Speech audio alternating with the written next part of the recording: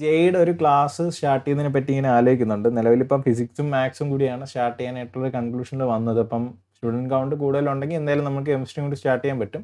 ഇപ്പം നിലവിലിപ്പം ജനുവരി സെഷൻ ആവാറായി, ഒരു 4 മാസമൊക്കെ ഉള്ളൂ. അപ്പോഴത്തേക്കും നമ്മൾ മൊത്തത്തിൽ സ്റ്റാർട്ട് ചെയ്യുന്നില്ല. ജസ്റ്റ് കഴിഞ്ഞ കൊല്ലത്തെ PYQ 25 ക്വസ്റ്റ്യൻ വരും ഒരു ഷിഫ്റ്റിനകത്ത്. അപ്പം 20 ഷിഫ്റ്റ് ആകുമ്പോഴത്തേക്കും 500 ക്വസ്റ്റ്യൻ പെർ സബ്ജക്റ്റ് വരും.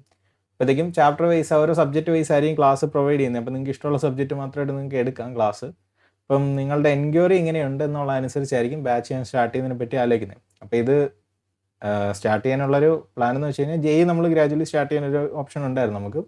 പിന്നെ പഠിച്ചിട്ട് പോയ കുറേ പേര് ഇങ്ങനെ ചോദിക്കുന്നുണ്ട്, അവർ റിപ്പീറ്റിന് കയറുമ്പോഴും ഞാൻ എടുക്കുന്നുണ്ടോ എന്ന് റിപ്പീറ്റഡ് ആയിട്ട് പഠിച്ചവർ തന്നെ പോയി വരും. അപ്പം നമുക്ക് അവർക്ക് ഒരു നോ പറയുക എന്നുള്ളത് ഉള്ള ഓപ്ഷൻ. കാരണം നമ്മൾ നിലവിൽ കണ്ടിന്യൂ ചെയ്യുന്നില്ലല്ലോ, നമ്മൾ ക്യുസാറ്റാണ് മെയിനായിട്ട് ഫോക്കസ് ചെയ്യുന്നത്.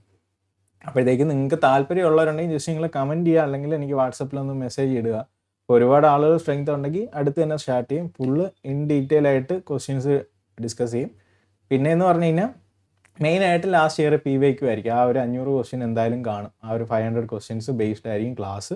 കാരണം അതിനുള്ളൊരു സമയമേ ഉള്ളൂ. ഇൻ ഡീറ്റെയിൽ ക്ലാസ് എന്ന് പറഞ്ഞു കഴിഞ്ഞാൽ നല്ല ലെങ്തി ആയിട്ട് പോകും. അപ്പോഴത്തേക്കും സ്റ്റാർട്ടിങ് ആയതുകൊണ്ട് ജസ്റ്റ് നിങ്ങൾക്ക് PYQs എല്ലാം കാര്യങ്ങളും പ്ലസ് നിങ്ങൾക്ക് എന്തെങ്കിലും ഡൗട്ടോ കാര്യങ്ങളോ ഉണ്ടെങ്കിൽ എല്ലാം അസിസ്റ്റ് ചെയ്യാനുള്ള ഒരു സംവിധാനം കാണും. നിങ്ങൾക്ക് വേറെ എന്തെങ്കിലും ഡൗട്ടോ എന്തെങ്കിലും ഉണ്ടെങ്കിൽ ക്ലിയർ ചെയ്യാനോ അല്ലെങ്കിൽ അത്യാവശ്യം ലൈവ് വയ്ക്കാനോ ഒക്കെ ഉള്ളൊരു കാര്യങ്ങളുണ്ട്. അപ്പോൾ മെയിനായിട്ടും അഷ്യൂറായിട്ട് പറയുന്നത് ആ ഒരു 500 ക്വസ്റ്റ്യൻസ് എന്തായാലും കാണും. ലാസ്റ്റ് കൊല്ലത്തത് ചാപ്റ്റർ വൈസ് ആയിട്ട് കാണും. ഇപ്പോൾ നിലവിൽ മാത്സും ഫിസിക്സും ആണ് സ്റ്റാർട്ട് ചെയ്യാൻ പ്ലാൻ ചെയ്തിരിക്കുന്നത്. നിങ്ങൾക്ക് ആവശ്യമുണ്ടെങ്കിൽ കെമിസ്ട്രി സ്റ്റാർട്ട് ചെയ്യാം. നമുക്ക് കെമിസ്ട്രി എടുക്കാനും ഇപ്പോൾ ആളുണ്ട്.